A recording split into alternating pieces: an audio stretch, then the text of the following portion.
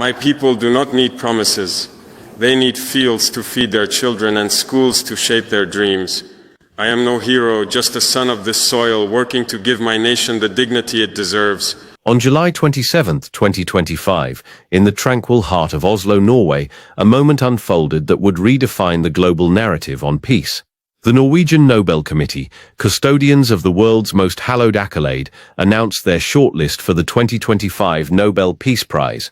Among the 5 names read aloud, one ignited a firestorm of awe, debate and hope: Ibrahim Traore, the 36-year-old interim president of Burkina Faso. This was no mere nomination, it was a clarion call, a challenge to the very foundations of how the world perceives leadership, governance and peace in the 21st century.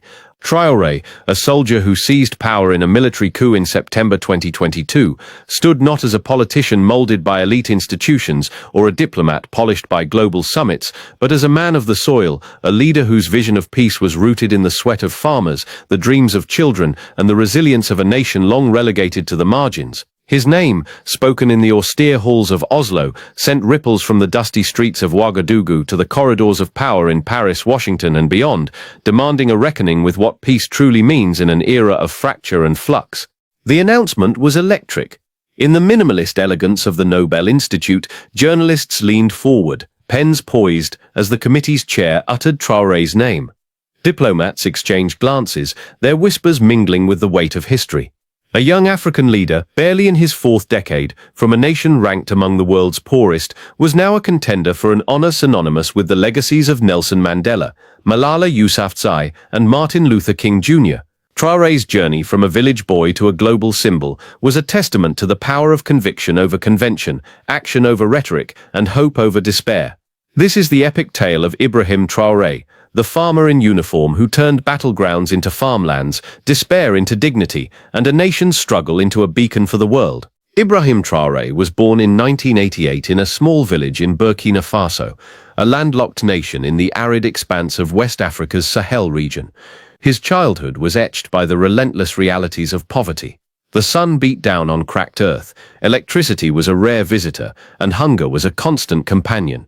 Yet within this crucible of hardship, Traoré's spirit was forged. His parents, subsistence farmers who wrested life from unforgiving soil, instilled in him a reverence for the land and a fierce sense of duty. "The earth is our mother," his mother would say, her hands calloused from years of toil. "Treat her with respect, and she will provide." Those words became the bedrock of Traoré's life, shaping a boy who saw not limitations but possibilities in the dust beneath his feet. The military was Traoré's path to opportunity. In a country where education was a luxury, the army offered structure, discipline, and a chance to rise. He joined not for power, but for purpose, driven by a desire to serve a nation he saw slipping into chaos. By his early 30s, he had earned a reputation as a captain of unwavering integrity, respected by his soldiers for his fairness, and by his superiors for his resolve. But as he climbed the ranks, he witnessed a nation unraveling. Burkina Faso was bleeding. Insurgent groups linked to Al-Qaeda and the Islamic State ravaged the northern and eastern regions, displacing over 2 million people and leaving a trail of death and destruction. The government, led by President Roch-Marc Christian Kabore, seemed impotent, unable to stem the violence or address the deeper wounds of poverty, corruption and exploitation by foreign powers. By September 2022, the situation was untenable. Multinational corporations controlled vast swaths of Burkina Faso's farmland, exporting profits while locals starved. Foreign aid, often laden with exploitative conditions, offered no real salvation. For Traoré and a cadre of young officers, the breaking point had come. On September 29, 2022, they staged a bloodless coup, ousting Kabore and naming Traoré interim president at the age of 34. The world recoiled. Military coups were seen as anathema to democracy, relics of a darker era. The African Union suspended Burkina Faso's membership, and Western capitals issued stern condemnations. But Traoré stood resolute. In his first address to the nation, delivered in a simple military uniform, he spoke not of conquest but of creation. "We did not come to rule," he declared, his voice steady as the Sahel winds. "We came to rebuild." Those words, raw and unadorned, marked the dawn of a revolution unlike any other, a revolution not of ideology or power, but of labor, unity and truth. Traoré's vision for Burkina Faso was as audacious as it was elemental. peace through self-reliance. In an age of performative diplomacy and hollow promises, he chose the ancient virtues of work, sacrifice, and community. His battlefield was not the war-torn north, but the hunger that plagued every village, the ignorance that dimmed young minds, and the despair that crushed the human spirit. His weapons were not guns, but schools, clinics, and seeds. Within months of taking power, Traoré unleashed a torrent of reforms that would transform Burkina Faso and send shockwaves across Africa and the world. The insurgency that had torn Burkina Faso apart was Traoré's first challenge. Rather than escalating the cycle of violence, he chose a path of radical reconciliation. Over 12,000 former militants, men and women who had once fought under the banners of terror, were welcomed back into society through community dialogues, vocational training, and resettlement programs. Traoré worked tirelessly with local leaders, from village elders to religious figures, to create spaces where former fighters could lay down their weapons and pick up tools. Carpenters, farmers, and artisans emerged from the ashes of conflict, their hands now building rather than destroying. On May 4, 2025, Traoré took this vision further, pardoning 1,100 former militants and enrolling them in the Farmers of Peace program. This initiative, hailed by the United Nations as a global model for post-conflict reconciliation, turned battlegrounds into fertile fields. In villages along the Nadanon River, men who once manned checkpoints now operated irrigation pumps, their overalls emblazoned with the words "Farmers of Peace." The impact was staggering. Terror attacks dropped by 70%, and communities once divided by fear began to heal. In the town of Kaya, a former militant named Musa Zongo spoke for many when he said, "I fought because I had nothing. Traoré gave me a purpose, a field, a future, a home." This approach was not without risk. Reconciliation required trust in a nation scarred by betrayal, courage in a region where vengeance was the norm, but Traoré's conviction was unshakable. "These are not enemies," he said. "They are our brothers and sisters, led astray by despair. Our duty is to bring them back to the light." His words resonated not just in Burkina Faso but across the Sahel, where similar conflicts had left deep wounds. The Farmers of Peace program became a symbol of hope, a testament to the power of second chances and the possibility of peace forged through unity rather than division. Perhaps Traoré's boldest move was the reclamation of 3.8 million hectares of farmland from foreign corporations. For decades, multinational agribusinesses had dominated Burkina Faso's fertile plains, extracting wealth while local farmers languished in poverty. In a single defiant act, Traoré's government nationalized key agricultural assets and redistributed the land to smallholder farmers. "The land is not for sale," he declared, echoing the revolutionary spirit of Thomas Sankara, Burkina Faso's iconic leader. "It belongs to those who work it, who love it, who live by it." This act of economic sovereignty sent shockwaves through global markets. Farmers, now empowered with land, seeds and tools, began cultivating maize, sorghum and millet, transforming rural economies. In the village of Pisola, a farmer named Fatoumata Ouedraogo described the change.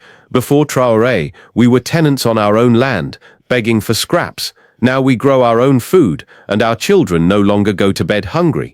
Markets overflowed with locally grown produce, and food insecurity, once a daily reality, began to recede. The move also struck a blow against Burkina Faso's dependence on foreign aid, signaling to the world that the nation would forge its own path. The reclamation of land was more than an economic policy. It was a cultural and spiritual rebirth. Farmers, long marginalized, stood taller, their hands reclaiming not just the soil but their dignity.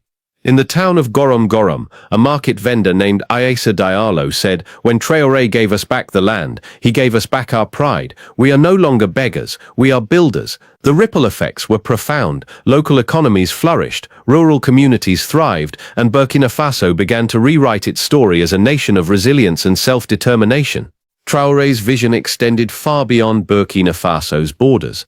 The Sahel, a region ravaged by desertification and climate change, became the canvas for one of his most ambitious projects, the Sahel Life Alliance.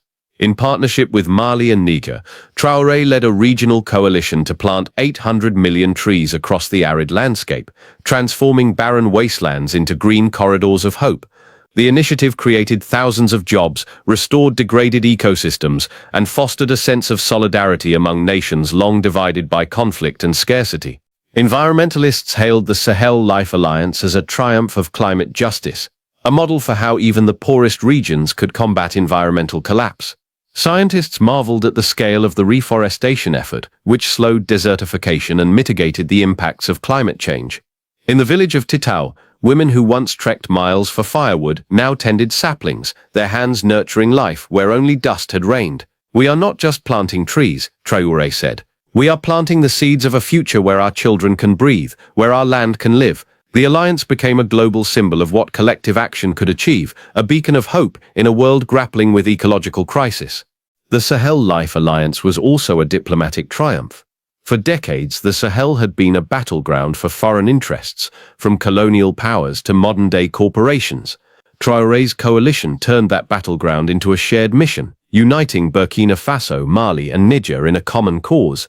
The initiative drew praise from unexpected quarters, with even skeptical Western leaders acknowledging its impact. The Sahel Life Alliance is a reminder that solutions to global challenges can come from the places least expected, said a UN climate official. For Traoré, it was simply a matter of survival. A nation without a healthy environment is a nation without a future. We are fighting for our lives. Traoré understood that peace is not merely the absence of conflict, but the presence of opportunity, dignity, and hope. His government slashed bureaucratic spending by 60%, redirecting funds to the twin pillars of education and healthcare. In just 18 months, Burkina Faso built 2,400 new schools and 700 healthcare centers, a feat that stunned the region and drew admiration from development experts worldwide. Classrooms sprang up in villages where children had once studied under trees, their lessons interrupted by rain or heat. Clinics brought life-saving care to communities long neglected, their shelves stocked with medicine and their doors open to all. Traoré's commitment to nutrition was a cornerstone of his education reforms. He ensured that 95% of rural primary school children received free lunches made from locally grown food, boosting attendance and academic performance while supporting local farmers. In the village of Banfora, a teacher named Aminata Konate described the transformation. "My students used to come to school with empty stomachs, their eyes dull with hunger. Now they eat, they laugh, they dream." Traoré has given them a reason to hope. The program created a virtuous cycle, strengthening both education and agriculture, as farmers found new markets for their crops. Healthcare, too, saw unprecedented progress. Maternal mortality rates plummeted, and preventable diseases like malaria became less deadly as clinics reached remote areas. In the village of Nouna, a mother named Fatoumata Diallo spoke of the change. "I used to pray my children would survive the night. Now I take them to a clinic just down the road, and I know they will live." The speed and scale of these reforms were staggering, a testament to Traoré's ability to translate vision into action. "We are not building for awards," he said. "We are building for our people, for their dignity, for their future." The Farmers of Peace program, launched in May 2025, was perhaps Traoré's most visionary initiative. By pardoning 1,100 former militants and integrating them into agricultural communities, he turned the very agents of conflict into architects of renewal. The program provided training, tools, and land to former fighters, enabling them to become productive citizens. In villages across Burkina Faso, men and women who